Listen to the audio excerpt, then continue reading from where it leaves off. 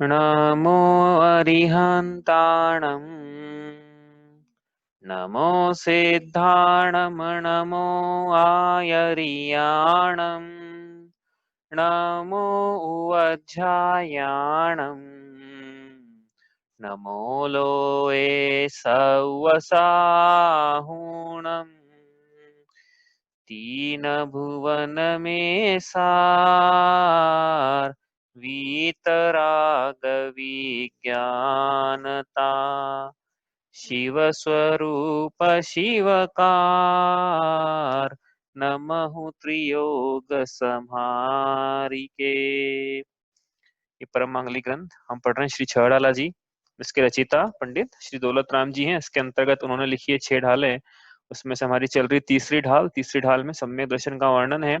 उसके अंतर्गत हम पढ़ रहे थे छंद नंबर 4। इसको एक बार पढ़ते हैं। बहिरातम अंतर आत्म परमात्म जीव त्रिधा है, देह जीव को एक गिने बहिरातम तत्व मुधा है। उत्तम मध्यम जगन त्रिविध के अंतर आत्म ज्ञानी, द्विविध संग बिन शुद्ध उपयोगी मुनियोत्तम निज ध्यानी। तो यहाँ पे जीव तत्व की चर्चा शुरू हुई है और आगे तक चलेगी जीव तत्व की चर्चा। तो जीव को 3 भागों में डिवाइड किया है। यहाँ पे 3 कैटेगरी बनाई है। इससे 3 भेद प्रभेद भी लिखा है ऊपर। पर्याय दृष्टि से जीव तत्व के भेद प्रभेद। पर्याय दृष्टि से क्यों कह रहे हैं यहाँ पे? एक्चुअली क्या व्यवहार न्याय का विषय है ना, तो इसमें पर्यायों की बात ज्यादा चलती है। हाँ, और व्यवहार मोक्ष मार्ग का प्रसंग आएगा तो वो इसी प्रकार के कथन आने वाले हैं पूरे। निश्चय नहीं के कथन तो बहुत कम आएंगे, व्यवहार न्याय के कथन ज्यादा आएंगे। तो बहिरात्मा, अंतरात्मा और परमात्मा, ये 3 प्रकार के भेद डाले हैं जीव तत्व में। मतलब एक ही जीव में नहीं डाले भैया, इसलिए निश्चय नहीं है ये। इसमें तो क्या अल्प विकसित पर्याय से देख रहे हैं जीव को भेद डाल के उस प्रकार से, या एक देश शुद्ध निश्चय पर्याय, एक देश पर्याय से देख रहे हैं जीव में भेद डाल के उस प्रकार से, जैसे जीव में सम्यक दर्शन है इस प्रकार से। हाँ, या जीव में मिथ्या दर्शन है। और यदि जीव मिथ्या दृष्टि बोला तो परम शुद्ध या शुद्ध निश्चय की अपेक्षा है जीव मिथ्या दृष्टि अशुद्ध निश्चय का कथन, ये व्यवहार एक तरह से। जीव मिथ्या दृष्टि है, हालांकि अशुद्ध निश्चय का कथन है, लेकिन शुद्ध निश्चय के अपेक्षा तो अशुद्ध निश्चय भी व्यवहार है। जिससे से ऊपर चलते जाते हैं वैसे नीचे नीचे के नए उन नयों की अपेक्षा व्यवहार होते चले जाते हैं। ठीक है, तो भले अशुद्ध निश्चय है, जीव मिथ्या दृष्टि है अशुद्ध निश्चय से, लेकिन वो शुद्ध निश्चय की अपेक्षा तो वो भी व्यवहार है। कोई सा भी निश्चय लो आप, साक्षात शुद्ध भी ले सकते हो, केवल ज्ञान स्वरूप ही है जीव, तो वो साक्षात शुद्ध निश्चय कथन हो गया। तो उसके आगे तो फिर ये जीव मिथ्या दृष्टि व्यवहार हो गया ना, ऐसा है। ठीक है, तो ये व्यवहार के कथन चल रहे हैं यहाँ पे। तो जीव बहिरात्म, अंतरात्म, परमात्मा में 3 प्रकार से है। तो बहिरात्म किसे कहते हैं? जो मिथ्या दृष्टि है। वो मिथ्या दृष्टि जीव कैसा होता है?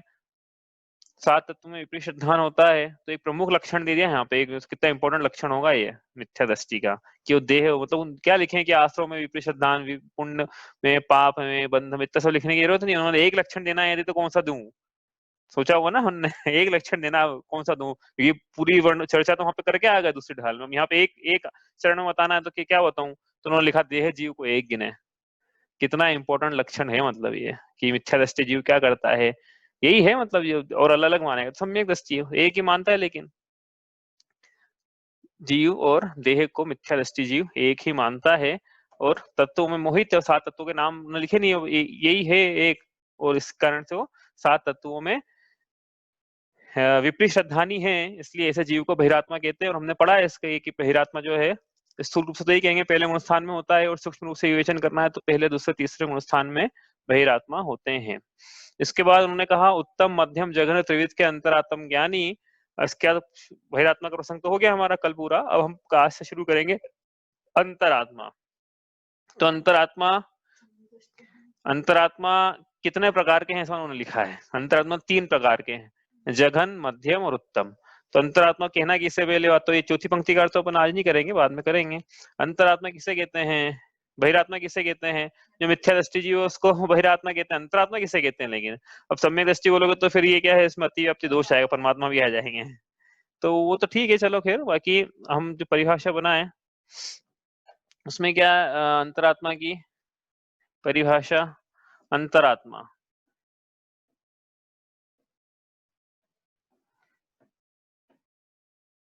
जो परद्रव्यों से भिन्न स्वयं की सुख स्वभावी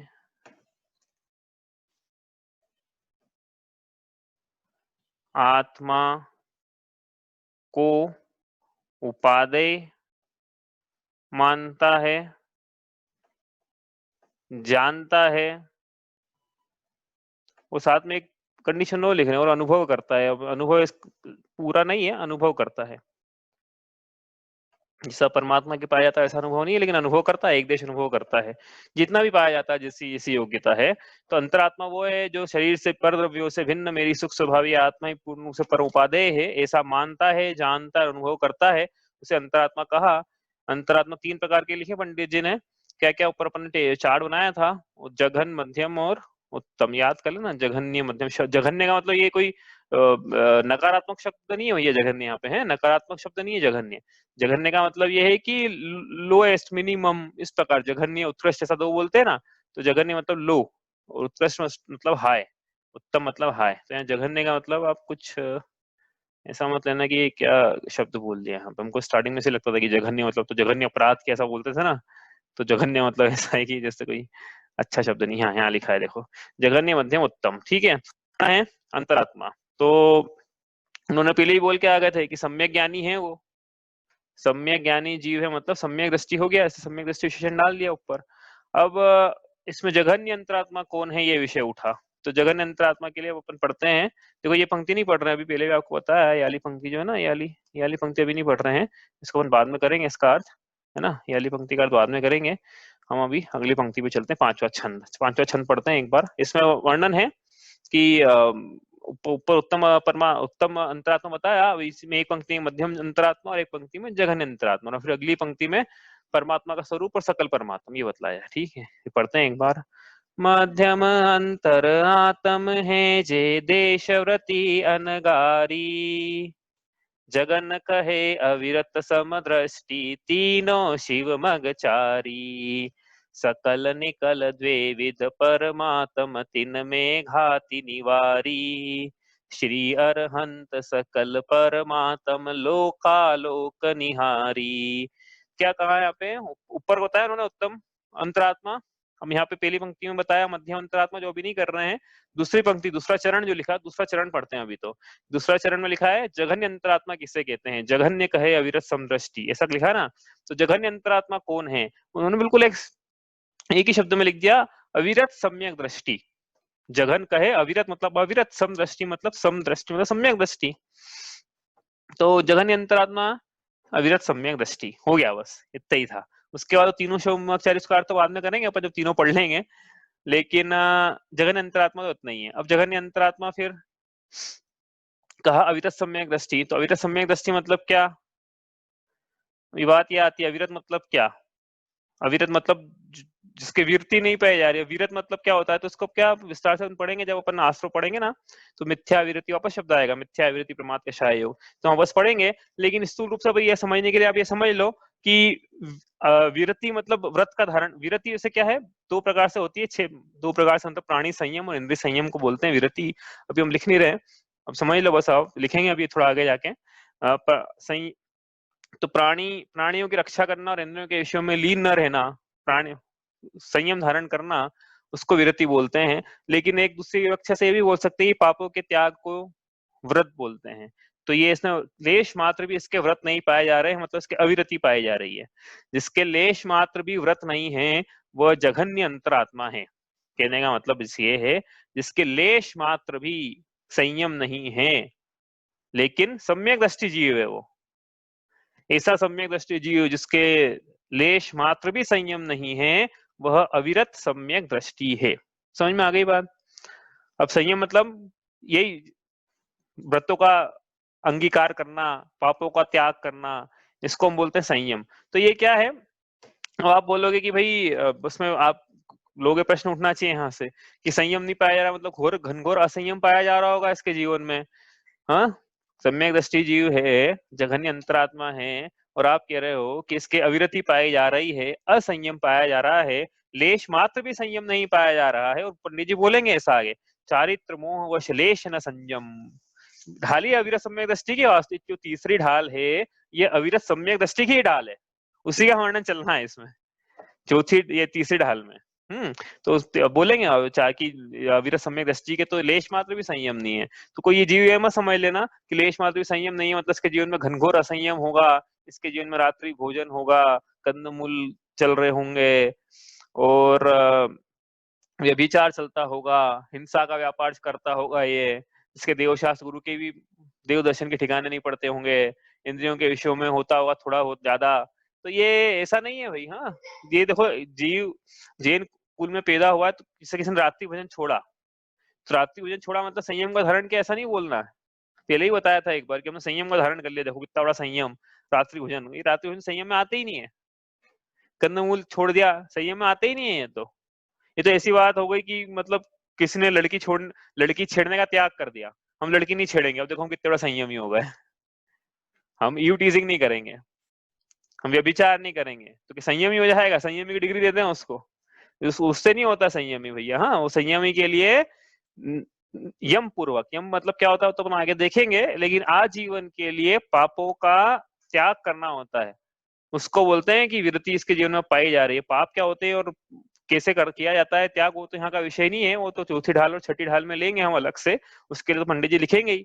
लेकिन इसके यद्यपि हिंसा, झूठ, चोरी, कुशील परिग्रह का प्रतिज्ञा पूर्वक त्याग नहीं है, इसलिए असंयम है। ये 5 पापों का प्रतिज्ञा पूर्वक त्याग नहीं किया। प्रतिज्ञा कैसे की जाती, कैसे त्याग किया जाता है, यहाँ का विषय नहीं है, चौथे ढाल में देखेंगे। लेकिन ऐसा होने पर भी, प्रतिज्ञा पूर्वक त्याग न होने पर भी इसके जीवन में सामान्य श्रावक का सदाचार पाया ही जाता है। जघन्य सम्यक दृष्टि है यदि जीव, तो उसके जीवन में सामान्य सदाचार पाया जाएगा। सामान्य सदाचार मतलब जो कुलाचार है उसका, कुल की परंपरा जो है, कुल की परंपरा क्या है? जैनियों की, पानी छान के पीना, रात्रि भोजन नहीं करना, कंदमूल का त्याग करना, स्वदार संतोष व्रत रखना, हिंसा का व्यापार न करना, संक्लेश परिणाम न करना, हित मित्र प्रिय वचन बोलना, अष्ट मूल गुणों का धारण करना, माद्य मद्य मदिरा और 5 उदंबर फलों का त्याग करना, सप्त व्यसनों का त्याग करना। हाँ, ये सब तो डिफॉल्ट सेट, जैन कुल में जीव पैदा हुआ तो ये सब तो उसकी डिफॉल्ट सेटिंग है, उसको अलग से कुछ पुरुषार्थ नहीं करना पड़ा ये सब करने के लिए। ये तो उसको मिल ही रहा है ना, परंपरा से मिल रहा है। तो ये अपने देखना, अपने पूर्वज, आपको ऐसा लगता है हमको तो नहीं मिला, अपने पूर्वजों को देख लेना, अपने दादी को देखना, अपनी नानी को देखना, पता पड़ जाएगा कि क्या डिफॉल्ट सेटिंग थी और हमने क्या कितने बिगाड़ दी हमारी डिफॉल्ट सेटिंग। वो तो अपना विवेचन नहीं है, वो तो आप अपना एनालिसिस करना आपकी, अपने कितनी बिगाड़ी है। लेकिन हमने डिफॉल्ट सेटिंग तो ये थी, कुल परंपरा से ही चला आ रहा है, अपने को ये मिला है कि पानी छान के पीना है भाई, कुएं का पानी निकाल के उसको छानना, जीवानी करके वापस कुएं में डालना है। ये मतलब नानी तो परनानी तक तो पहुंची जाना, वो मिल जाएगी। हाँ भाई, हमारे घर में की परंपरा तो यही रही थी, बाद में हमने बिगाड़ दी उसको, अलग बात है। तो ये तो अपने को नहीं दोषारोपण नहीं कर रहा हूँ किसी पे, लेकिन बताना तो ये था कि ये कोई व्रतों में नहीं आते हैं। तो कोई जीव बोलेगी, तो इसकी अविरति पाई जा रही है, कहने का मतलब ये था कि ये जो जीव है जघन्य अंतरात्मा है, इसके अविरति पाई जा रही है। इसका मतलब ये नहीं है कि पानी छान के नहीं पीता है, वो तो उसकी डिफॉल्ट सेटिंग थी, पी नहीं हो तो पानी छान के पीना है, जीवहानी करना है उस कुएं में। और क्या है, देव दर्शन तो है ही है इसके, देव दर्शन, गुरु पास्ती, शास्त्र स्वाध्याय, तप, दान, संयम, ये तो इसके डिफॉल्ट सेटिंग है, कुल परंपरा से मिला है इसको, अलग से इसको पुरुषार्थ करने की जरूरत नहीं थी। हाँ, तो ये तो इसके पाया जा रहा है। हाँ, अब ये जो डिफॉल्ट सेटिंग के बाद के जो उसके डिफॉल्ट सेटिंग समझते हो ना, फैक्ट्री सेटिंग होती है ना, मोबाइल लिया तो मोबाइल की रिंगटोन जो है, जैसे नया मोबाइल आता है उसमें एक रिंगटोन रहती है जैसे, तो रिंगटोन जो फैक्ट्री सेटिंग है, डिफॉल्ट सेटिंग है, उसको बोलते हैं डिफॉल्ट सेटिंग। इसको आप चाहो चेंज कर सकते हो। तो ये जैन कुल में पैदा हुआ तो उसकी डिफॉल्ट सेटिंग यही है, इसकी कुल परंपरा से उसको ये चीजें मिल रही है। उदाहरण के लिए, जैसे आपको नहीं समझ में आया तो उदाहरण के लिए, कोई जैन कुल में पैदा हुआ तो मांस भक्षण का त्याग है ही ना उसके, क्यों नहीं? हमने जैन हुए हम मांस भक्षण का त्याग करा और हमारा नियम हो गया मांस भक्षण त्याग का है, कैसी बात है ये। तो ये चल नहीं पाएगी इसलिए बातें कि रात्रि भोजन का त्याग के लिए तो नियम हो गया। इसलिए कहने का मतलब तो ये था कि इसके जो जघन्य अंतरात्मा है, इसके अविरति होने पर भी इसके रात्रि भोजन नहीं पाया जा रहा है, अविरति होने पर भी इसके मांस, मदिरा, मधु और पंचदोम्बर फल, सप्त व्यसन, ये सब इसके नहीं पाए जा रहे हैं। इसके, हाँ, ये इसके लिए कोई व्रत लेने की जरूरत नहीं पड़ती है, ये तो होना ही चाहिए। श्रावक का सामान्य सदाचार है, जैन कुल की मर्यादा है, ये तो होना ही चाहिए। ठीक है। हाँ, अब इसने लेकिन इसके अलावा जो डिफॉल्ट सेटिंग थी, इसके अलावा आगे दूसरे व्रत नहीं लिए। जैसे त्रस हिंसा को, इसमें आएगी पंक्तियां अपन कर नहीं रहे, त्रस हिंसा को त्याग, व्रथा था वर्ण संहारे, इसी की पंक्तियां चौथी ढाल की। तो इसने वो लेश मात्र भी नहीं लिए व्रत। हाँ, लेकिन जो उसको डिफॉल्ट में मिल रहे थे, वो कुल परंपरा इसकी जो मिली है सदाचार, उसका ही पालन करता है। इसलिए ये इसके कहेंगे तो अविरति, क्योंकि इसने नियम पूर्वक दूसरे व्रत नहीं लिए, जिसको हम व्रत कहते हैं यहाँ पे, पापों का एक देश त्याग या पूर्ण त्याग, उसको व्रत कहेंगे आगे अभी चौथी छठी ढाल में, वो व्रत नहीं लिए। लेकिन इसके जीवन में सामान्य सदाचार चल रहा है, ऐसा होने पर भी इसके अविरति है। तो ये जघन्य, तो क्या हुआ फिर, जघन्य अंतरात्मा, सम्यक दृष्टि, अविरति, अविरत सम्यक दृष्टि लिखा ना वहां पे। जघन्य अंतरात्मा कौन हुआ, जघन्य लिखे यहाँ पे, जघन्य अंतरात्मा आपने लिखा ही लिया होगा वैसे तो। जघन्य अंतरात्मा मिरत मतलब अविरत सम्यक दृष्टि, लेकिन सम्यक दृष्टि है वो। सम्यक दृष्टि क्या है, ऊपर लिखी परिभाषा, परद्रव्यों से भिन्न मेरी सुख स्वभावी आत्मा ही पूर्ण रूप से परमोपादेय है, ऐसा जो जानता है, मानता है, अनुभव करता है, वो सम्यक दृष्टि है। और अविरति क्या है, इसने व्रत धारण नहीं किया, अणुव्रत नहीं लिया, उदाहरण के लिए प्रतिमा नहीं ली, महाव्रत नहीं लिए, इसलिए अविरति है ये। संयम नहीं है इसके जीवन में, लेश मात्र भी संयम नहीं है, ये वाला संयम बोल रहे हैं। हाँ, नहीं तो आप बोलोगे वो घोरा संयम ही, इसका मतलब वो नहीं है, समझा दिया हो तो मैंने आपको। तो ये जघन्य अंतरात्मा, अविरत सम्यक दृष्टि। ठीक है। अब पढ़ के आ रहे थे हम गुणस्थान, 3 गुणस्थान हो गए थे हमारे। चौथे गुणस्थान का नाम भी यही है जो सामने लिखा है, अविरत सम्यक दृष्टि। चौथे गुणस्थान का नाम भी यही है। इसलिए ये चौथा नाम लिख लो भले आप, चौथा गुणस्थान, उसका नाम क्या है, अविरत सम्यक दृष्टि, जो ऊपर लिखा वही नाम है चौथे गुणस्थान का। ठीक है। तो अब कहने का क्या मतलब है कि ये गृहस्थ है, घर में रहता है, लेकिन सम्यक दृष्टि जीव है। और जैसा आपको, और अभी इसी की ढाल है, आगे इसका विस्तार से वर्णन आएगा, कैसा घर में रहता है वो, गेही पे ग्रह में न रचे, पता ही नहीं पड़ेगा कि ये सम्यक दृष्टि है, लेकिन अंतरंग में जो परिणाम चल रहा है उसके, आत्मा की रुचि पाई जा रही है उसके। लेकिन बहिरंग में तो ऐसा लगेगा कि जैसा सभी जीव जैसे है, जैन कुल वाले, जैन कुल की मर्यादा वाले, वैसे लगेंगे बहिरंग में तो ये। अंतरंग में इसके आत्मा की रुचि है, इसके संसार शरीर भोगों से विरक्ति के परिणाम पाए जा रहे हैं, इसके झलकते हैं इसके जीवन में। इसके तो बहाना ढूंढ रहा है बस, ये कब दीक्षा का पूरा अवसर आया, दीक्षा ले। तो ये इस प्रकार का जीव है ये। हाँ, गृहस्थ है। लेकिन अब आगे चले, यहाँ से अपने को तो पढ़ना है गुणस्थान। तो चौथा गुणस्थान यहाँ पे हो गया, आप क्या, अविरत सम्यक दृष्टि का चौथा गुणस्थान। अब यहाँ पे अविरत लगाया है ना, यहाँ पे अविरत लगाया है, इसका मतलब ये है कि ये अंत दीपक है। अंत दीपक मतलब दीपक की आवली में एक दीपक अंत में रख दिया है, तो वो पहले के जितने भी थे उन सबको प्रकाशित करेगा, उसको अंत दीपक बोलते हैं। तो अविरत अंत दीपक है, मतलब इसके पहले के जो गुणस्थान थे उन सब में अविरत शब्द अपने आप लगेगा। अविरत मिथ्या दर्शन का पहला गुणस्थान, अविरत साम्य साधन सम्यक दृष्टि दूसरा गुणस्थान, अविरत सम्यक मिथ्यात्व का तीसरा गुणस्थान, और अविरत सम्यक दृष्टि का चौथा गुणस्थान। तो ये अविरत जो है उन तीन में भी लगेगा, ऐसा नहीं कि उनमें विरति थी। अब इसी में जब ये सम्यक दृष्टि हो गया अविरति है, तो मिथ्या दृष्टि हो गया तो अविरति हो जाएंगे। हाँ, क्योंकि व्रत का धारण बिना सम्यक दर्शन के नहीं होता है। हम तो यही कहेंगे नहीं होता है, भाव से द्रव्य से कोई कर ले तो बात अलग है। ठीक है। तो ये सब में लगेगा शब्द, पहली बात। दूसरी बात, ये सम्यक दृष्टि शब्द है ना, ये आदि दीपक है। आदि दीपक का मतलब अब इसके बाद के जितने हैं जो गुणस्थान आएंगे ना, सब में बोलेंगे नहीं हम अलग से कि सम्यक सम्यक दृष्टि पंचम गुणस्थानवर्ती, सम्यक दृष्टि प्रमत्त संयत, सम्यक दृष्टि अप्रमत्त संयत, ऐसा नहीं बोलेंगे हम। यहाँ बोल दिया आगे के सब सम्यक दृष्टि है। ठीक है। तो इस प्रकार से ध्यान रखना, ये यहाँ सब क्लासिफिकेशन हो गया, अविरत इधर, सम्यक दृष्टि इधर, और ये अविरत सम्यक दृष्टि। अब सम्यक दर्शन की परिभाषा तो हमने पढ़ ली, अविरति पढ़ लिया। अब हमको ये पढ़ना है, यहाँ से आगे चलें, कि ये जो ऊपर बनाया था ना अपन ने चार्ट, इसमें कहाँ चले जाता है बार बार। तो उस चार्ट में ये यहाँ पे लिख लेना आप, चौथा गुणस्थान अविरत सम्यक दृष्टि, लिखा नहीं था यहाँ पे, जैसे बाकी सबका लिखा ना, यहाँ पे नीचे लिख लिया चौथा गुणस्थान जघन्य, चौथा गुणस्थान अविरत सम्यक दृष्टि।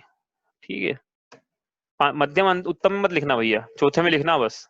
मध्यम में कुछ और गुणस्थान है, उत्तम में कुछ और गुणस्थान है। ये तो जघन्य का चौथा गुणस्थान अविरत सम्यक दृष्टि का है। ठीक है। आगे चले यहाँ से।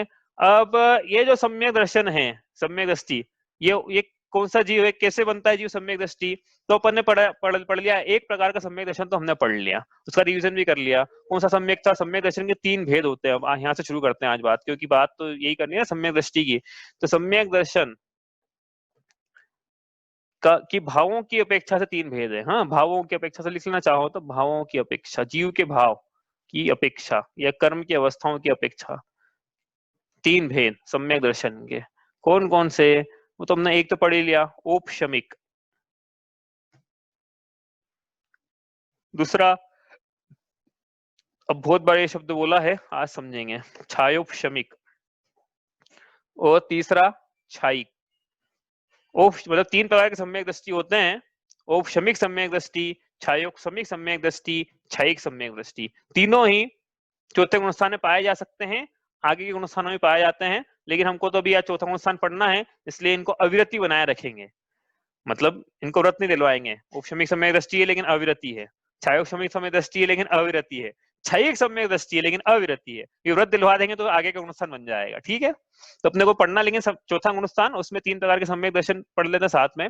उपशमिक सम्यक दृष्टि तो हमने पढ़ लिया, क्या होता है उपशमिक सम्यक दर्शन में, रिवाइज करें कल का, देखो वहीं से आगे बढ़ाना अपने गाड़ी, इसलिए इसी उपशमिक सम्यक दृष्टि को छायोपशमिक सम्यक दृष्टि बनाएंगे, इसी छायोपशमिक सम्यक दृष्टि को छायिक सम्यक दृष्टि बनाएंगे। इसलिए वो एक ही जीव है, उसको आगे बढ़ाते चला जा रहे हैं हम। औपशमिक सम्यक दर्शन लेकिन कैसे होता है? पहले मिथ्या दृष्टि जीव को औपशमिक सम्यक दृष्टि बनाते हैं। कल का रिवीजन, कल क्या किया था, इसको, ये जब सम्यक के सम्मुख होता है तब इसके 3 करण परिणाम होते हैं। 3 करण परिणाम मतलब एक अंतर मुहूर्त तक के लिए परिणामों में विशुद्धि बढ़ती है, तो ये सम्यक के सम्मुख होता है।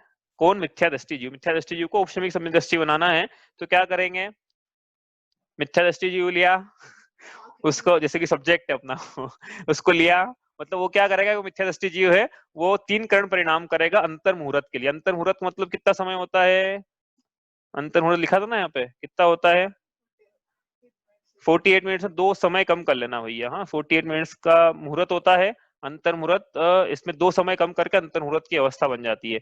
तो एक मुहूर्त है, 48 मिनट्स लिखा है, 48 मिनट्स में एक मुहूर्त में कितनी घड़ियां होती है? एक मुहूर्त में 2 घड़ी होती है। हाँ, ये घड़ी मतलब अपनी घड़ी नहीं है, वो तो टाइम का ड्यूरेशन है। एक घड़ी बोलते हुए किसी जमाना में कि 2 घड़ी रुक तो सही, 1 घड़ी रुक तो सही, तो घड़ी का मतलब होता है, एक घड़ी मतलब 24 मिनट्स। इसका मतलब ये हुआ ना, क्योंकि 2 घड़ी का मतलब है 48 मिनट्स। ठीक है, कोई आप सुनो 2 घड़ी, तो 2 घड़ी का मतलब 48 मिनट्स। तो एक दिन में कितनी घड़ियां होती है फिर बताओ ही, 24 घंटे में कितनी घड़ी हो गई? 48 मिनट्स में 2 घड़ी है, तो 24 आवर्स में कितनी घड़ी हो जाएगी?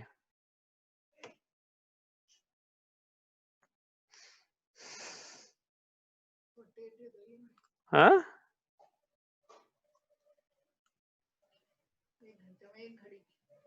1 घंटे में 1 घड़ी, अरे भाई 48 मिनट्स में 2 घड़ी है, तो 24 घंटे में कितनी घड़ी हो जाएगी, ये पूछा।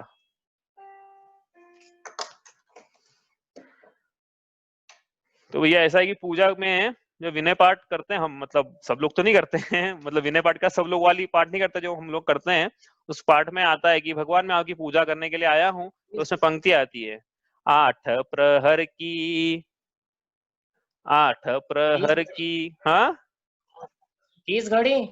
30? हाँ 24 घंटे में 8 गलत है क्या? 60 घड़ियां, 8 प्रहर की 60 जो घड़ियां। हाँ, 8 प्रहर की 60 जो घड़ियां, शांति शरण तोरी आयो, श्री जी मैं थाने पूजन आयो। तो इसने क्या करा, अपन तो क्या पढ़ रहे हैं, उपशमिक सम्यक दर्शन वापस करवा रहे हैं इसको। तो इसने 2 घड़ी के लिए क्या करा, एक मुहूर्त के लिए क्या करा, अच्छी परिणामों में विशुद्धि करी। तो इसके 5वीं जो सबसे दुर्लभ लब्धि है, करण लब्धि, जिसकी चर्चा अपन आगे करेंगे, उसे तो कर ली, बाकी 4 लब्धियों की चर्चा और जो शेष आगे करेंगे। तो 5वीं करण लब्धि की प्राप्ति हुई इसने, 2 घड़ी आत्मा का ध्यान किया, आत्मा में रुचि रही इसके, तो इसके क्या हुआ फिर, इसके ऊपर ने सब पढ़ लिया जो जो हुआ। इसके उपशमिक सम्यक दर्शन हुआ। कैसे हुआ, अपन वापस रिवाइज नहीं कर रहे हैं। जो दर्शन होने की प्रकृति थी, जिसकी सत्ता एक ही थी, मान लो अनादि मिथ्या दृष्टि है तो एक ही सत्ता थी उसकी, तो मिथ्या तो कुछ इधर चले गया, कुछ इधर चले गया, बीच में गैप बन गई, और अनंतानुबंधी का एक समय पहले क्या हो रहा है, अनंतानुबंधी कन्वर्ट हो रही है अप्रत्याख्यान या उससे बाद वाली प्रकृतियों में, हाँ, उनका संक्रमण हो रहा है। तो उस और जब जीव नून अवस्था से गुजर रहा है तब वो उतनी देर के लिए औपशमिक सम्यक दृष्टि है। तो कैसे हुई औपशम सम्यक दर्शन की प्राप्ति, एक मुहूर्त के लिए बस निज आत्मा का आश्रय लेना है। सुमत प्रकाश जी ने ऐसा लिखा, देखो, दो घड़ी निज नाथ के समीप तो आओ। दो घड़ी बताओ, एक मुहूर्त हो गया, एक मुहूर्त के लिए करवाया, 3 कारण परिणाम, पूरा उनका एक मुहूर्त का काल था, मतलब 2 घड़ी का परिणाम था। दो घड़ी निज नाथ के समीप तो आओ, अपनी प्रभुता देख लो बाहर ना भरमाओ। क्या होगा 2 घड़ी अपनी आत्मा को देखने से, 2 घड़ी प्रभुता को जो देखते समकीर्ति कहाते। आई बात समझ में, जो प्रभुता को देखते हैं 2 घड़ी सम्यक दर्शन की प्राप्ति करते हैं। प्रभुता को जो देखते समकीर्ति कहाते, प्रभुता को जो भोगते वो सिद्ध कहाते। प्रभुता की श्रद्धा तनिक लाओ, खुद की प्रभुता देख लो बाहर ना भरमाओ। 2 घड़ी, बस 2 घड़ी आत्मा का ध्यान करे जीव। तो सम्यक दर्शन की क्या बात कर रहे हो, 2 घड़ी आत्मा का ध्यान कर लो, सीधे सिद्ध भी पहुंच सकता है। मिथ्या दृष्टि जीव 2 घड़ी आत्मा का ध्यान कर ले योग्य काल में, और योग्य द्रव्य क्षेत्र सब योग्य हो, मतलब तो 2 घड़ी आत्मा का ध्यान करे, सीधे सिद्ध पहुंच सकता है। इतना शॉर्टकट है, पहला गुणस्थान सीधा सिद्ध, 2 घड़ी, 2 घड़ी में इतना सब हो सकता है। तो अपन ने तो उसको औपशमिक सम्यक दृष्टि बनाया, क्योंकि अपना प्रसंग वही था। तो ये हो गया औपशमिक सम्यक दृष्टि। अब वो चौराहा जो था कल वाला, वहां से 3 रास्ते निकाले हमने, आज चौथा रास्ता निकाल लेंगे। चौराहा था ना अपना, 3 रास्ते निकल गए थे यहाँ से, ठीक है। एक रास्ते में क्या हुआ था, मिथ्यात्व का उदय हुआ था, औपशमिक सम्यक दर्शन के ठीक बाद में मिथ्यात्व का उदय आया और जीव क्या हुआ, मिथ्या दृष्टि। एक में क्या हुआ, औपशमिक सम्यक दर्शन के बाद में सम्यक मिथ्यात्व का उदय आया, और मिथ्यात्व का उदय भावी क्षय होता है, जो आज पढ़ेंगे अपन सम्यक, हाँ, और मिथ्यात्व का उदय भावी क्षय हुआ तो तीसरे गुण स्थान में गया। एक रास्ता ये था। तीसरे रास्ते में क्या हुआ था कि औपशमिक सम्यक दर्शन के काल के 6 आवलियां एक समय पहले अनंतानुबंधी का उदय आया तो जीव दूसरे गुण स्थान में चला गया। अब एक प्रकृति बच गई सम्यक, उसका कुछ करेंगे आज। तो अब देखो, यहाँ तक औपशमिक सम्यक दर्शन हो गया। अब ये ब्लू लाइन दिख रही है, यहाँ तक जीव पहुंच गया, ठीक है। औपशमिक सम्यक दर्शन में उसका काल पूरा करा उसने, औपशमिक सम्यक दर्शन का 10, 20, 15 सेकंड जो भी था। अब उसके बाद लेता अंतर मुहूर्त का है, लेकिन बड़ा वाला अंतर मुहूर्त नहीं है, छोटा वाला ही है। तो उसके बाद क्या हुआ, इसके बाद ये जो जीव है, यह इस लाइन के बाद इसको पहुंचाना है, लेकिन इस लाइन के बाद कौन कौन बैठे हुए हैं उदय में आने के इंतजार में। उदय में आने के इंतजार में बैठी हुई एक अनंतानुबंधी, और कौन कौन बैठे हुए हैं, मिथ्यात्व बैठा हुआ है, सम्यक बैठा हुआ है, सम्यक मिथ्यात्व बैठा हुआ है। ये 4 की बात करना है अपने को कि ये बैठे हुए हैं, इनका क्या करना। अब ये लाएंगे सम्यक का उदय तो समझ में आ गया आपको, बाकी 3 का क्या करेंगे। तो बाकी 3 का करेंगे जो भी करेंगे, लेकिन अपन उसको औपशमिक से छायोपशमिक सम्यक दर्शन की तरफ ले जा रहे हैं, ठीक है। तो इसमें छायोपशमिक दृष्टि बनेगा वो, तो कैसे बनेगा वो, तो इसको अपन कर लेते हैं अर्थ। छायोपशमिक लिखा ना यहाँ पे, तो यहाँ पे क्या क्या लिखा है, क्षय लिखा है, उपशम लिखा है, और सम्यक का उदय आएगा। तो उदय कौन सी प्रकृति का क्या होगा वो देख रहे हैं अपन। छायोपशमिक सम्यक दृष्टि बनाना है उसको अपने को। तो छायोपशमिक दृष्टि पहले होता क्या है, हाँ, तो अपन ब्रेक डाउन भी कर लिया उसको। छायोपशमिक दर्शन में क्या होना है, छायोपशमिक सम्यक दर्शन में देखो, अब ये जो शब्द लिख रहे हैं बिल्कुल सब नए हैं, समझ में एक बार में आ जाए, इसकी कोई बिल्कुल किसी को नहीं आता, मतलब हमको तो नहीं आते, बाकी आपको आ जाए तो वो अच्छी बात है। तो क्या है छायोपशमिक सम्यक दर्शन में, तीन प्रकार की अवस्था चलेगी कर्मों की, कोई क्षय होंगे, कोई उपशम होगा, कोई उदय होगा। किसका क्षय होगा, किसका उपशम होगा और किसका उदय होगा, और कैसे ये जो क्षय क्षमिक सम्यक दर्शन को प्राप्त करेगा वो समझ रहे हैं अपन।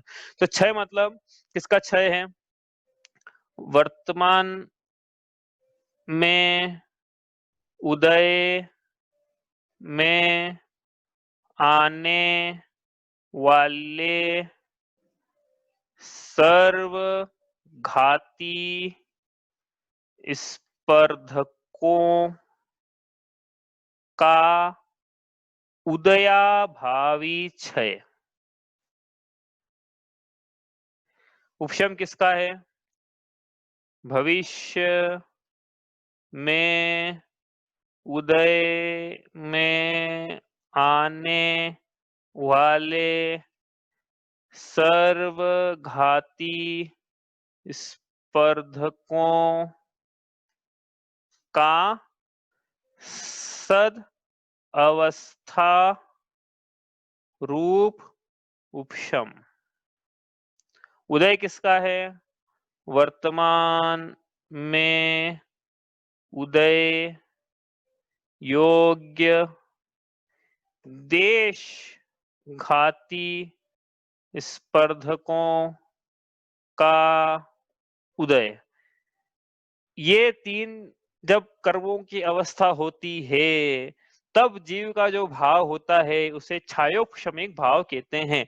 अब ऑब्वियस सी बात है, ये इतने नए शब्द आए इसमें तो अपन समझेंगे सारे कि क्या है, ये क्या कहना चाह रहे हो भाई, कहना क्या चाह रहे हो यहाँ पे। तो एग्जाम्पल समझेंगे तो जल्दी समझ में आ जाएगा। हालांकि अपन पहले इनका अर्थ समझ लेते हैं।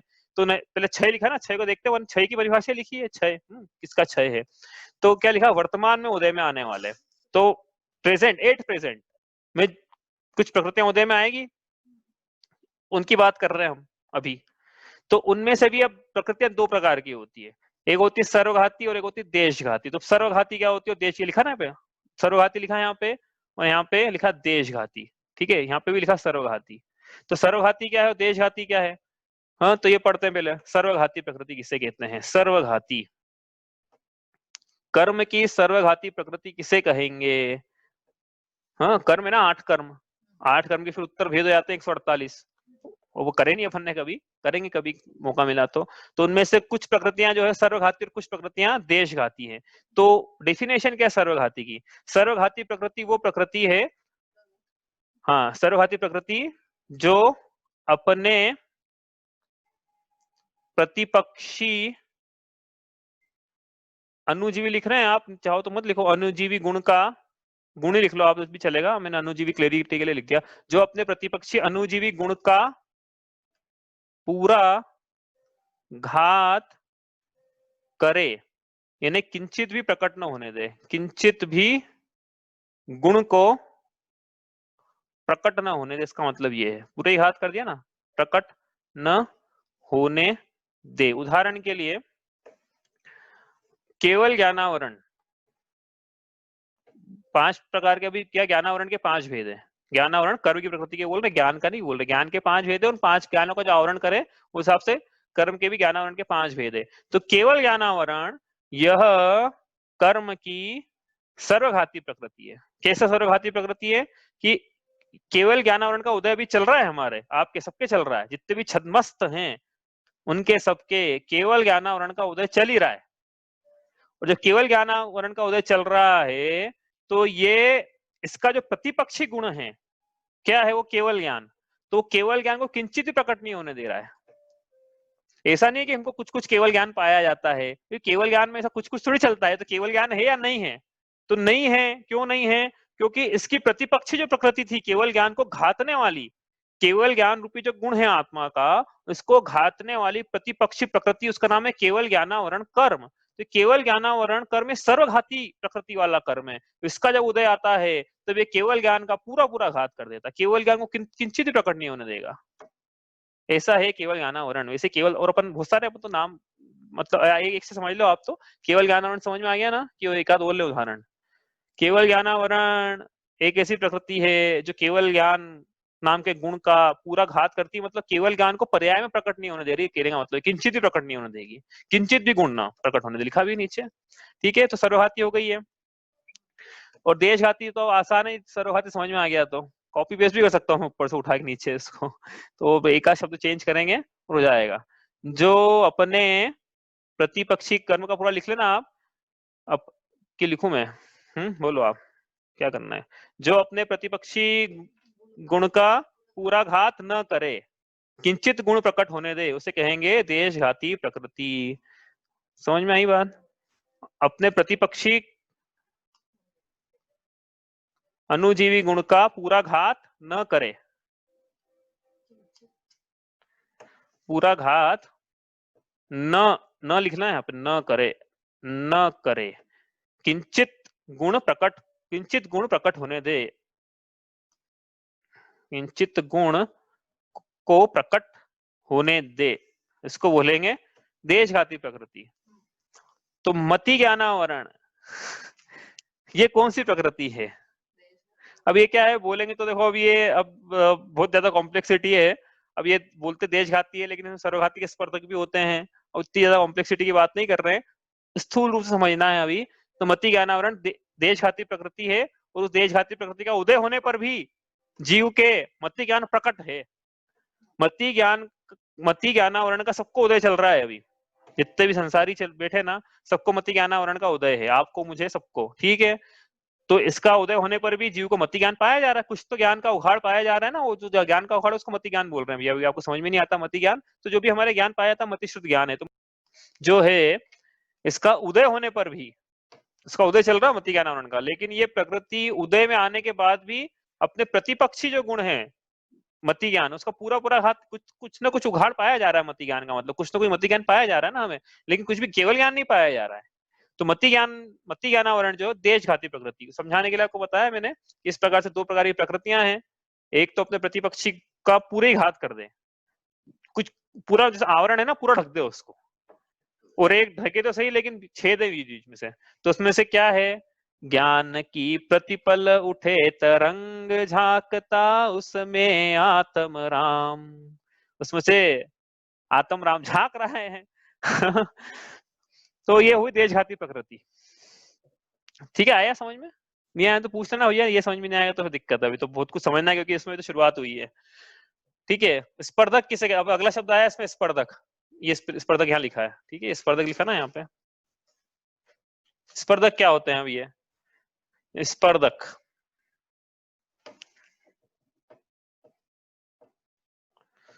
स्पर्धक मतलब नाना प्रकार के अनुभाग की अपेक्षा कर्म के परमाणुओं का समूह।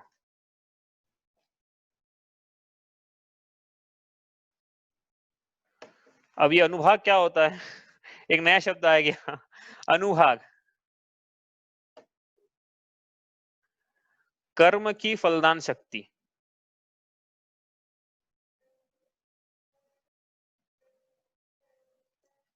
कर्म की फलदान शक्ति मतलब जो कर्म बांधा है वो किस इंटेंसिटी से उदय में आएगा, कितना तीव्रता से फल मिलेगा, कितना हीनता से फल मिलेगा, उसको बोलते हैं अनुभाग।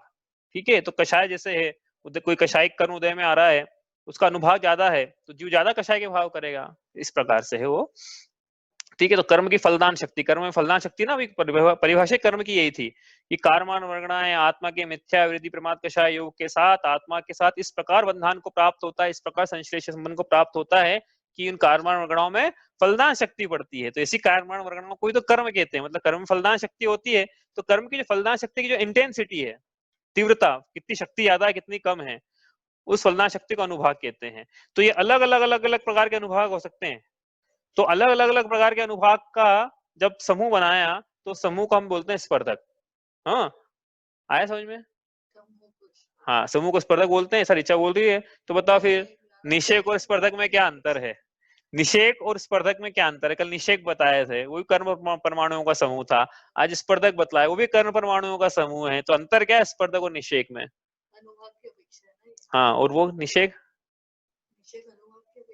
हाँ, तो ये एक ही नंबर मिलेगा 2 नंबर क्वेश्चन में। रचना नहीं थी, निषेक कर्म रचना होती है, लेकिन निषेक बोला किससे था? हाँ, निषेक जो थे वो समय में उदय आने वाले। हाँ, निषेक जो थे वो एक समय में उदय में आने वाले कर्ण परमाणुओं का समूह था, और स्पर्धक जो है ये नाना प्रकार के अनुभाग की अपेक्षा जो कर्ण परमाणुओं का समूह है वो है। तो वहां पे समय की अपेक्षा आती है, यहाँ अनुभाग की अपेक्षा है। ठीक है ना, इतना याद रखना, कंफ्यूजन होता रहेगा नहीं तो अभी आगे तक भी कि क्या चल रहा है ये। तो शुरुआत मैंने ना शुरुआत हुई अभी, तो ये दो शब्दों का। अब तीसरा शब्द आया उदयाभावी, और क्षय भी ले लेते हैं साथ में, उदयाभावी क्षय। तो क्षय का तो एक्चुअल में मतलब बता देता हूँ मैं। क्षय का मतलब ये होता है, क्षय का एक्चुअल मतलब क्षय सम्यक में काम आएगा ये। क्षय का मतलब तो ये होता है, लिखना मत अभी, लेकिन अभी लिखाएंगे क्षय सम्यक आएगा जब। क्षय का मतलब तो ये होता है कि कर्म जो विवक्षित कर्म है, उस विवक्षित कर्म का जिसकी हम बात कर रहे हैं, वो उस कर्म का आत्मा से पूर्ण वियोग हो जाना, उसको क्षय बोलते हैं। कि उसकी आत्मा में सत्ता ही नहीं रहे उस कर्म की, उस प्रकृति के कर्म की आत्मा में सत्ता ही न रहे, उसको बोलते हैं वास्तव में क्षय। लेकिन यहाँ पे वो नहीं परिभाषा, इसलिए अभी सुनो आप। तो यहाँ पे क्या है, उदयभावी क्षय। यहाँ पे उदय लगाया ना, क्षय का विशेषण लगाया साथ में, उदयभावी क्षय है वो, क्षय नहीं है, उदयभावी क्षय। अब उदयभावी क्षय मतलब उदयभावी क्षय, ये क्या होता है उदयभावी क्षय?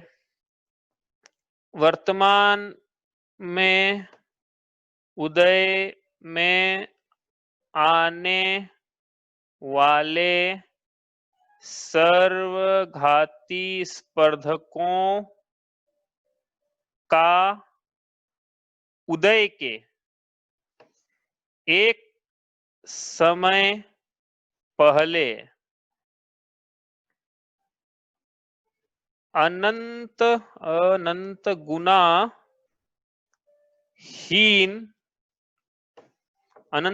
हीन जगह, हाँ, हीन अनुभाग में परिणमन होकर उदय में आना, इसको बोलते हैं उदयाभावी क्षय। आई परिभाषा समझ में? कोई स्पर्धक है सर्वघाती का जिसका नंबर आ गया उदय में आने का, लेकिन यदि उसका, अब देखो उदय, हमारी विवक्षा उदय की नहीं अभी, लेकिन हमको समझना क्या है, इसका उदयभावी क्षय कराना है हमको। जो जिसका नंबर आ गया ना, अगले समय में आएगा भी है उदय में, उसका लेकिन उदय नहीं करवाएंगे, उसका उदयभावी क्षय कराएंगे। तो उदयभावी क्षय कैसे कराएं? इस उदय में आने के ठीक एक समय पहले उसका संक्रमण, उसका परिणमन करा देंगे हम, संक्रमण करा देंगे। किसमें संक्रमण बोल रहे हैं? दर्शन मोह की अपेक्षा, चलो संक्रमण करा देंगे। किसमें कराएंगे संक्रमण? मतलब किसमें कराएंगे वो नहीं, लेकिन कैसा संक्रमण कराएंगे कि अनुभाग जो था उसका अनंत गुना हीन हो जाए। मतलब पहले उसकी इंटेंसिटी 100 थी, तो 100 से घट के 0.0001 इस प्रकार से हो जाए उसकी इंटेंसिटी। 0.01 काफी ज्यादा है, हाँ, इंटेंसिटी कम हो गई उसकी, तो वो उदय में तो आया, लेकिन फलदान शक्ति उसकी बहुत कम हो गई थी। इस प्रकार से उदय में आया उसका, तो उसको बोलते हैं उदयाभावी क्षय। समझ में आ गई बात? स्पर्धक सर्वघाती प्रकृति का उदय में तो आया, लेकिन उदय में आने के ठीक एक समय पहले उसका अनंत गुनाहीन अनुभाग में परिणमन करवा के उसको उदय में लेकर आए, इसको बोलते हैं उदयाभावी क्षय।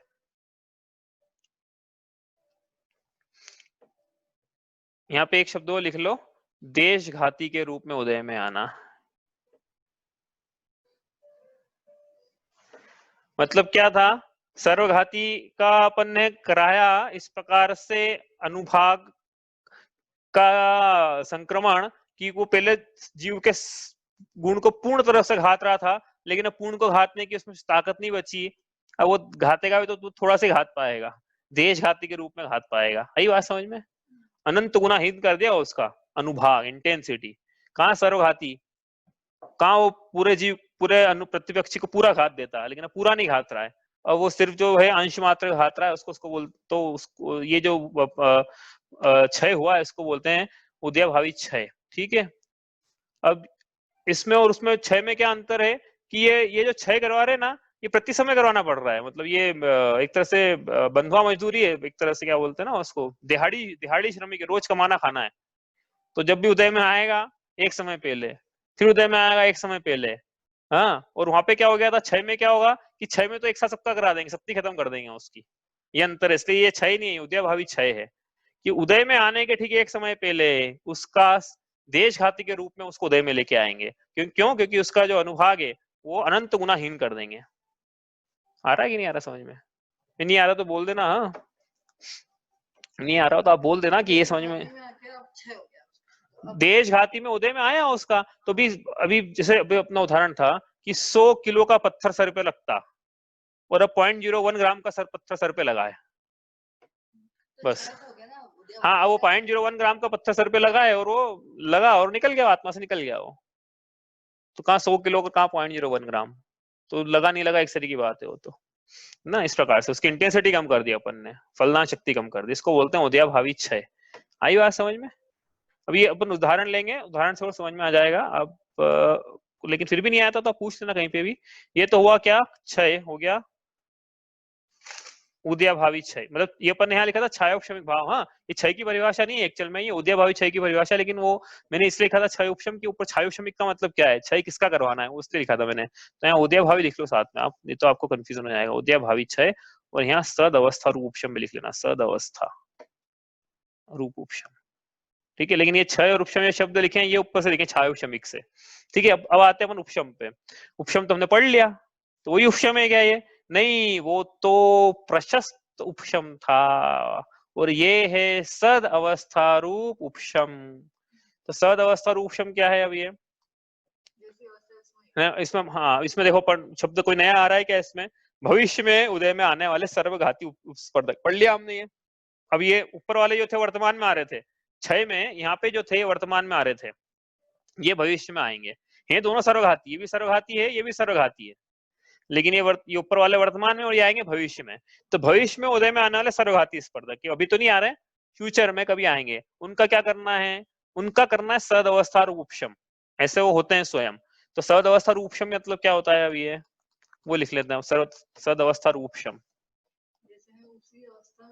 सद अवस्था रूप उपशम।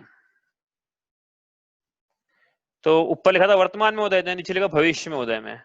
भविष्य में उदय में आने वाले सर्वघाती स्पर्धकों का बिना उदीर्णा के सत्ता में बने रहना। इसका क्या मतलब हुआ बिना उदीर्णा के? उदीर्णा कल पढ़ी थी, समझ में आया क्या लिखा है यहाँ पे? कि जो भविष्य में उदय में आएंगे ना सर्वघाती के, वो पढ़े हुए हैं, आप पढ़े रहने दो उनको, उनका उदीर्णा करवा के अभी खींच खींच के अभी मत लेके आना, वर्तमान काल में मत लेके आना। उदीर्णा का मतलब था क्या था? उदीर्णा, उदीर्णा की क्या परिभाषा थी?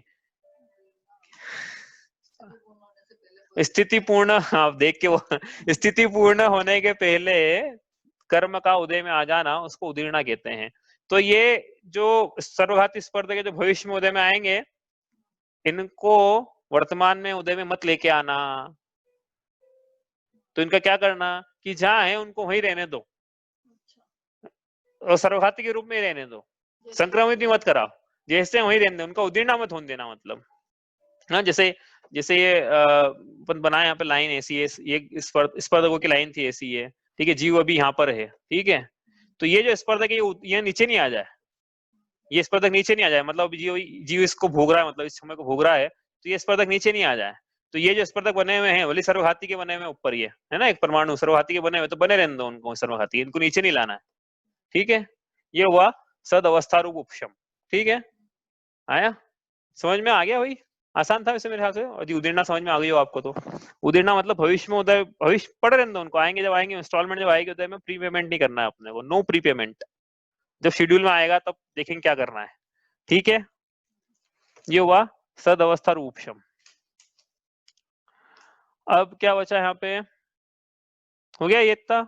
अब देशघाती प्रकृति, देशघाती नहीं, अपन ने देशघाती प्रकृति लिख ली, अपन ने नीचे उदय लिखा था ना, कहाँ लिखा, एक सेकंड, हाँ उदय लिखा ना। ये वर्तमान में, ये तो हो गया ऊपर उपशम सद अवस्था रूप उपशम। दो चीज हो गई, उदय भावी क्षय हो गया, सद अवस्था रूप उपशम हो गया। और उदय, उदय किसका? कि वर्तमान में जो उदय में आ रही है इसका शेड्यूल आ गया था उदय में आने का, तो वर्तमान में उदय आई, देशघाती होना चाहिए, लेकिन वो, हाँ देशघाती शब्द इंपॉर्टेंट है यहाँ पे। देशघाती स्पर्धक जो वर्तमान में उदय आई और जीव ने भोग लिया उसका उदय। देशघाती था ना, लेकिन वो भोग लिया, हम भोग लेंगे देशघाती को। सर्वघात मतलब सीधी सी बात है, देखो कंक्लूजन इसका ये है 3 लाइन का, सर्वघाती को वर्तमान में नहीं भोगेंगे, देशघाती को वर्तमान में भोग लेंगे, ये कंक्लूजन है इसका। तो सर्वघाती को वर्तमान में नहीं भोगेंगे, लेकिन भोगी क्या वर्तमान में सर्वघाती को? आप बोलोगे ना भोगी से पहले वाली को, क्योंकि पहले वाली को सर्वघाती कब होगी, उसको तो देशघाती बना के भोगा, और जो भविष्य में आएगी उसकी उदीर्णा नहीं होने दी हमने, तो दो देश सर्वघाती को तो अपन ने भोगा नहीं, और देशघाती को भोग लेंगे हम। इसका ये मतलब है छायोक्षमिक भाव का। ठीक है, अब इसको समझने के लिए बड़ा आसान अपन क्या करते हैं, अपन ये जो समझ रहे थे, जीव यहाँ पहुंच गया, यहाँ पे उसके पास कर्म है, अनंतानुबंधी की 4 थी नीचे, हाँ अभी पीली लाइन नहीं होगी यहाँ पे, हाँ भैया हाँ पीली लाइन हो जाएगी यहाँ पे, हाँ ठीक है, अनंतानुबंधी की 4 है यहाँ पे, और ऊपर मिथ्यात्व है, सम्यक मिथ्यात्व, सम्यक, ये सब लाइन से खड़ी है यहाँ पे इस क्षण पे, यहाँ पे उदय देने के लिए, ये भी यहाँ पे उदय देने के लिए, जीव यहाँ पर अभी, जीव नीली लाइन पे अभी, जो अपने लाल कर दिया अभी, यहाँ पे नीली कर देना, चलो आपस से, जीव अभी यहाँ पर है, हाँ ठीक है। अब अगले समय में वो सब बैठी है औपशमिक काल के बाद, सातों की सातों, 7 होगी ना, 4 अनंताबंदी और 3 दर्शन मोह की, हम उदय में आएंगे साहब। तो अब क्या करना, तो देखो अब क्या करना, इसमें से पकड़ो कि भाई ये सर्वघाती कौन सी है और देशघाती कौन सी है। अनंतानुबंधी की जो प्रकृति है, यह दर्शन का पूरा घात कर देती है, सर्वघाती हो गई, पूरा घात करती है मतलब सम्यक दर्शन का पूरा घात करती है। हाँ, जब समझे दर्शन का घात करती है मतलब सम्यक दर्शन का घात करती है, ऐसा समझ लेना आप।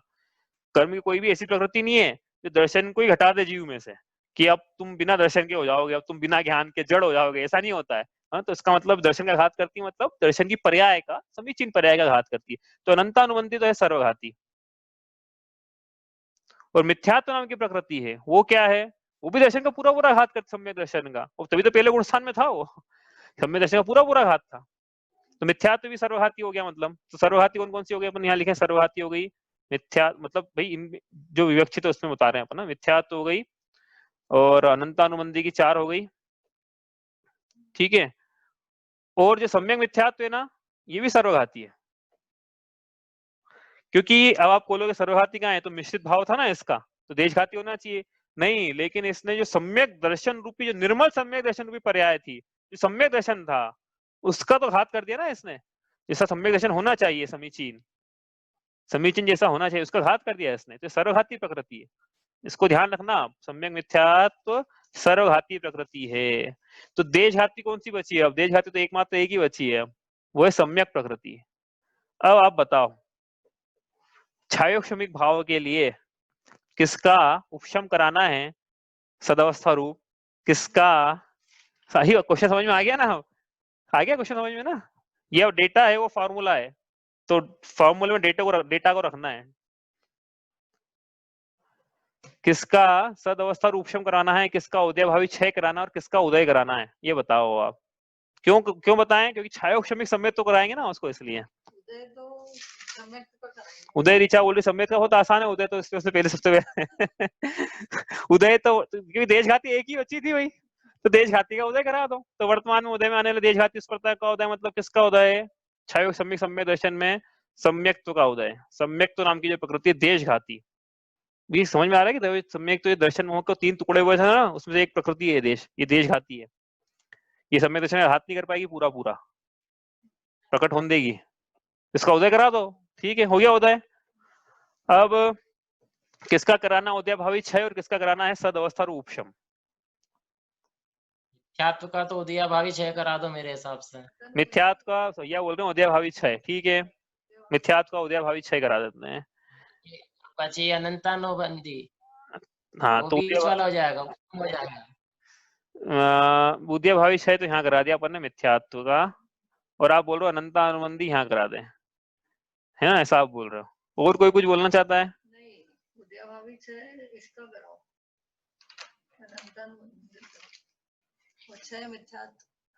मिथ्यात्व का क्षय। हाँ, ऋचा बोल रही है कि अनंतानुबंधी का ये करा दो और मिथ्यात्व का। अच्छा, और कोई कुछ बोलना चाह रहा है? सही लिख दिया वैसे ना, वही कुछ सोचने की जरूरत ही नहीं, जो लिखा ना यहाँ पे, ये दोनों ही सही है दोनों ने मिलकर, दोनों आध 50-50 मिलके, अद्धा मिलके पूरा हो गया तो मिथ्या क्यों? क्योंकि भाई आप हम क्या बोल रहे हैं, सर्वघाती का कराना है ना, तो सर्वघाती कौन सी है? मिथ्यात्व और अनंतानुबंधी दोनों तो सर्वघाती है। तो वर्तमान में आने वाले मिथ्यात्व, अनंतानुबंधी और साथ में एक और आएगा, लेकिन हाँ वो भी तो भूल गए थे अपन, सम्यक मिथ्यात्व, इसका ये तीनों ही तो थी, अनंतानुबंधी, कषाय चौकड़ी, मिथ्यात्व, सम्यक मिथ्यात्व, ये सभी सर्वघाती प्रकृतियां हैं। इसलिए इन सभी का वर्तमान में उदय में आने वाली इन सभी तीनों प्रकृतियों का उदय भावी इच्छा वर्तमान में उदय में आने वाली, और ये भविष्य में भी इनका शेड्यूल बना हुआ है। तो भविष्य में जो ये उदय आएगी इन्हीं का सद अवस्था रूप शब्द, सीधी सी तो बात है, इसमें क्या कंफ्यूजन है? ये सर्वघाती है, अब ये वर्तमान में भी है, भविष्य में भी है, तो वर्तमान में आएगी उदय भावी इच्छा है, भविष्य में है सद अवस्था रूप शब्द। ठीक है, आगे बात समझ में?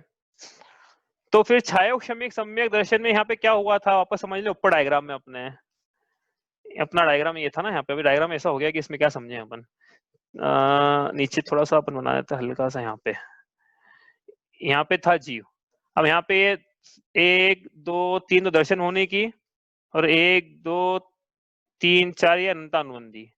अब ये जो दर्शन होने की सम्यक थी, ये सम्यक का तो उदय हो गया, ये उदय हो गया भैया, ठीक है, उस समय इसका उदय करा दिया। और यहाँ पे जब जीव था एक समय पहले, तब ये जो थी प्रकृतियां कौन कौन सी थी?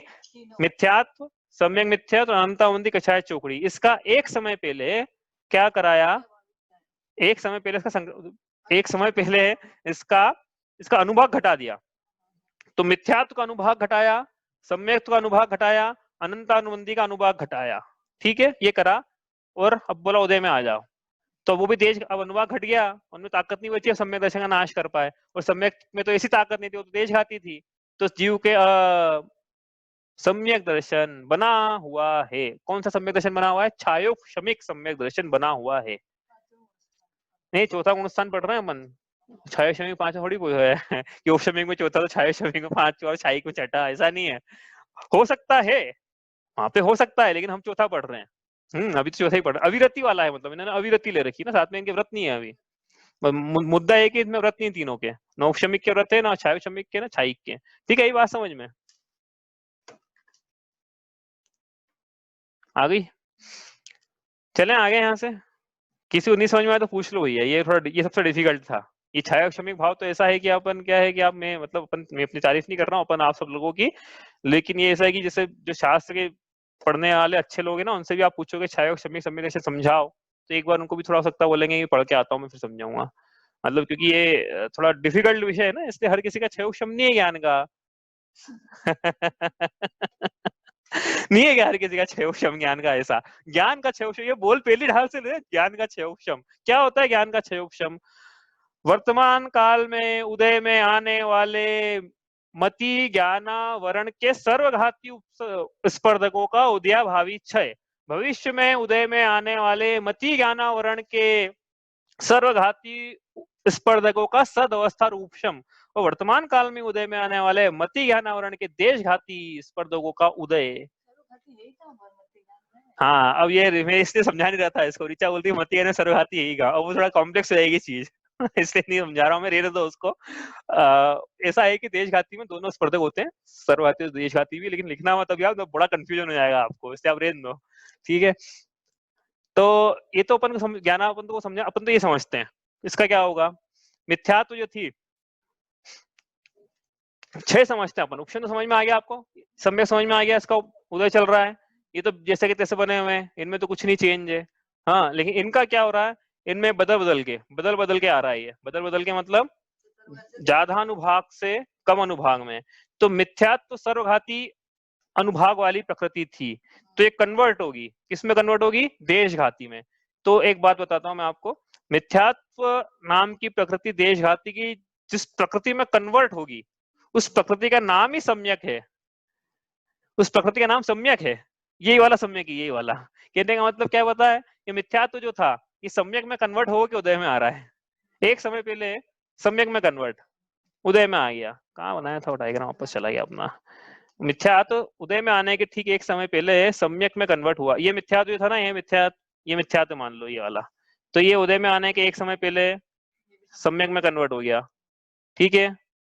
ये क्या था अपना? सम्यक मिथ्यात्व था। सम्यक मिथ्यात्व भी उदय में आने के पहले ये भी सम्यक में कन्वर्ट हो गया। तो आप तो बोल रहे 3 प्रकृतियां थी और आप तो बोल रहे अनुभाग कम करने थे, आपने तो प्रकृति के नाम ही बदल दिए।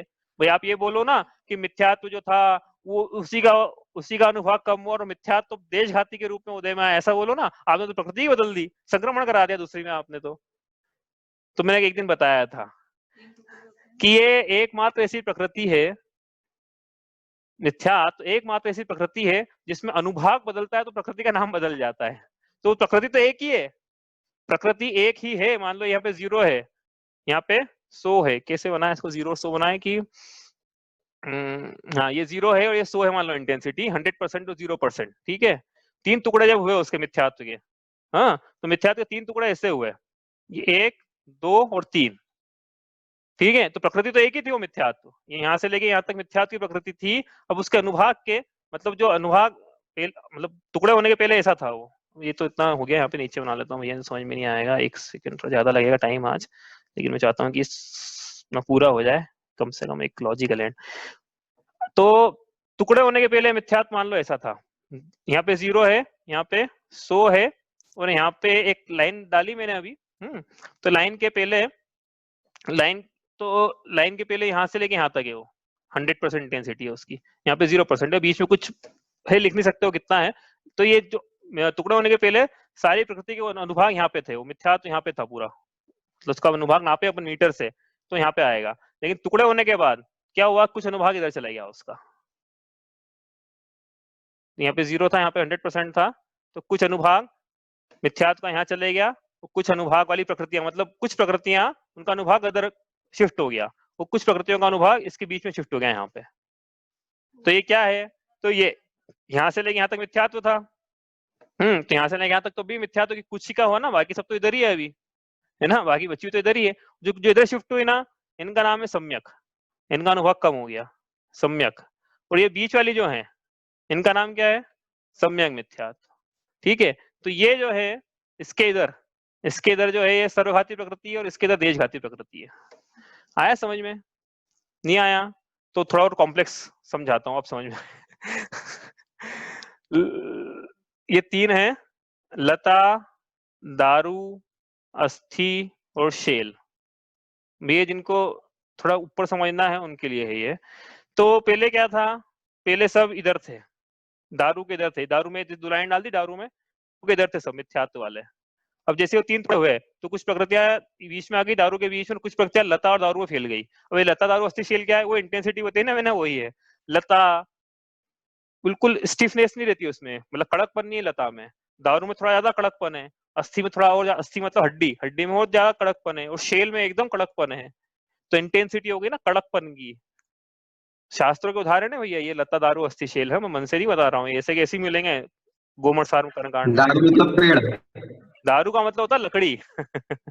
हाँ वही पेड़ मतलब लकड़ी। हाँ, पेड़ की लकड़ी को दारू बोलते हैं। तो दवा दारू का मतलब होता है वो जड़ी बूटी वाली लकड़ी थी ना, उसको वो होता है दारू का मतलब। पेड़ की लकड़ी ली कि नहीं साहब अपने खाने, ठीक है। तो अपना टाइम ज्यादा हो गया आज, लेकिन ये समझ में आया अभी। तो ये जो मिथ्यात्व था उसका अब जो उदय में आ रही है ना वो मिथ्यात्व, वो लता वन के उदय में आ रही है। मान लो लता दारू का भी एक भाग है उसमें, लेकिन अपन तो स्थूल रूप से बोलते लता वन के, मतलब अस्थि और शेल जो है वो लता वन के उदय में आ रहे हैं। वो जो दारू बीच वाला था ये भी लता वन के उदय में आ रहा है। तो घात नहीं कर पा रहा है किसका, सम्यक दर्शन का। तो घात नहीं कर पा रहा है तो उदय में तो आ रहा है, लेकिन देशघाती है ना, हाँ तो आ रहा है उदय में। तो उदय में आ रहा है तो क्या करेगा, उदय में आ रहा है तो सम्यक दर्शन में दोष लगाएगा। सम्यक प्रकृति के उदय से छायोक्षमिक सम्यक दर्शन में दोष लगते हैं। मतलब औपशमिक सम्यक दर्शन जितना निर्मल था उतना छायोक्षमिक सम्यक दर्शन निर्मल नहीं है, क्योंकि औपशमिक सम्यक दर्शन में तो कोई बाधा डालने वाला ही नहीं था, इसमें बाधा डालने वाला है, लेकिन वो बाधा डालने वाला इतनी बाधा नहीं डाल पाएगा कि वो खत्म ही कर दे सम्यक दर्शन को। हाँ लेकिन इतनी डालेगा कि थोड़ा चलित कर दे, थोड़ा मलिन कर दे, थोड़ा अघाड़ कर दे। चल मल अघाड़ नाम के दोष कल पढ़ेंगे हम, ये लगाएगा सम्यक प्रकृति के उदय से, ये होता है। अब मैं सोचा था कि छायिक भाव भी आ जाएंगे, वो तो हुए नहीं, अब कल करेंगे अपन। इसी छायोग सम्यक सम्यक दृष्टि को अब छायिक सम्यक दृष्टि बनाएंगे कल अपन, ठीक है। ये थोड़ा रिवीजन कल करेंगे भाई, आपको एक बार पढ़ लेना इसको अच्छे से। आपको कोई प्रश्न है ना तो आप कल लेके आना, या अभी होता वो भी पूछ लो, लेकिन आप इसको रिवीजन करके आना है इसको। नहीं तो ये कभी क्या है कि अब मैं नहीं बोल रहा हूं कभी समझ में नहीं आएगा, लेकिन क्या है कि ये छूट जाएगा तो फिर पता नहीं अब अगली बार कब समझ में आएगा। इसी बात है, ये कौन समझाएगा, कब कब पढ़ेंगे अपन इसको, कब समझ में आएगा ये। इसलिए आप इसको अभी समझ लो, क्योंकि बार बार ये शब्द आते हैं छायोग क्षमिक ज्ञान, हम पीली ढाल से बोल रहे हैं इसको, मौका आज आया समझने का। छायोग क्षमिक ज्ञान, अब वो उस समय समझाते थे ऐसे थे कि ज्ञान का उघाड़, ऐसा समझाना पड़ता था उसको बार बार। तो अब ये सम्यक का उघाड़ हो गया है। क्यों बोलते हैं उघाड़, सोच के आना कल आप, उघाड़ क्यों बोलते हैं वो ये भी सोच के आना। देखो क्वेश्चन तो बहुत सारे बनेंगे यहाँ पे, ये भी सोच के आना कि जब छायोग क्षमिक भाव बोला तो यहाँ पे उदय क्यों नहीं बोला, छायोग क्षमिक उदयिक भाव बोलना चाहिए था ना, क्योंकि सम्यक का उदय चल तो रहा है। तो छायोग क्षमिक सम्यक दर्शन क्यों बोल रहे हो, छायोग क्षमिक उदयिक सम्यक दर्शन बोलो ना, ये भी सोच के आना आप, ठीक है। दो तीन चीजें सोच के आना अपन में, जब याद रहा तो अपन यहाँ से शुरू करेंगे, आप नहीं याद है तो आप दिलाना कि भैया हम सोच के आए। छायोग क्षमिक की क्यों बोला, छायोग क्षमिक उदयिक होना चाहिए ना, क्योंकि सम्यक का उदय चल रहा है वहां पे।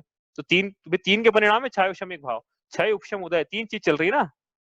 तब सिर्फ दो में लगा लिया आपने, तीसरा कहाँ गया आपका ये, एक तो ये और दूसरा मैंने क्या बोला अभी। कुछ भी प्रश्न हो तो आपका लेके आना भाई इसमें, है ना, कल करेंगे अपन इसको, आगे बढ़ाएंगे। और अभी कुछ प्रश्न है किसी का तो आप पूछ लीजिए। समझ में आ गया मतलब सबको एक ही बार में, लता दारू अस्थिर समझ में आ गए एक बार में। इंटेंसिटी थी वो एक्चुअली अनुभाग की अपेक्षा कम अनुभाग वाले लता कह रहे हैं हम, ज्यादा मतलब वो स्पर्धक जो थे, स्पर्धकों का समूह जो था, कर्म का जो था ना, कर्मों का समूह था, कम इंटेंसिटी की तरफ है तो लता है, ज्यादा इंटेंसिटी की तरफ तो शेल है, इस प्रकार से, ठीक है। तो बीच वाला जो है सम्यक मिथ्यात्व, इधर वाला सम्यक है, इधर वाला मिथ्यात्व। अपन ने स्केल पे ड्रॉ किया है, कोई आत्मा के अंदर से कोई बने हुए नहीं है स्ट्रक्चर, हाँ, तो मैंने समझने के लिए ड्रॉ किया है, ठीक है। अब एक प्रश्न वो रह गया भैया, मुझे ध्यान अब आया, अनंतानुबंधी का क्या होगा लेकिन अब, तो अनंतानुबंधी का कोई देशघाती स्पर्धक नहीं है। मिथ्यात्व का तो देशघाती था सम्यक नाम का, सम्यक मिथ्यात्व का भी देशघाती था सम्यक नाम का। और अनंतानुबंधी एक ऐसी प्रकृति, सर्वघाती प्रकृति थी वो, तो ये सर्वघाती प्रकृति का कोई देशघाती स्पर्धक नहीं है। तो फिर ये इसका क्या करना है, तो इसको फिर क्या है कि वो 3 कक्षाएं चौकड़ी है जो 9 कक्षाएं उसमें कन्वर्ट करवाना पड़ेगा, ठीक है।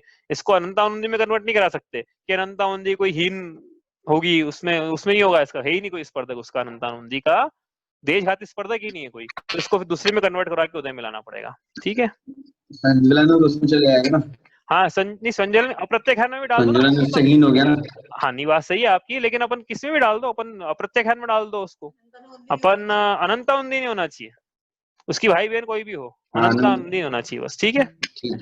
चलो अपन इतना ही करते हैं आज, बाकी अब आप सोच के आना, कल पढ़ लेना इसको अच्छे से भैया, है मैं रोज नहीं बोलता हूँ इतना इंसिस्ट करके, लेकिन आज बोल रहा हूँ कि इसको पढ़ लेना, और आपको समझ में नहीं आया तो कल हम यहीं से शुरू करेंगे, आपके प्रश्न तो आप लेके आना, फिर अपन कल छायिक भाव समझेंगे, ठीक है। सहजानंदी शुद्ध स्वरूपी अविनाशी में आत्म स्वरूप, ज्ञानानंदी पूर्ण निराकुल सदा प्रकाशित मेरा रूप, देह मरे भले में नहीं मरता, अजर अमर हूँ आत्म स्वरूप, सहजानंदी शुद्ध स्वरूपी अविनाशी में आत्म स्वरूप, जावाणी के ज्ञान ते सूझे लोकालो, सोवाणी मस्तक नमो सदा देत हूँ धो।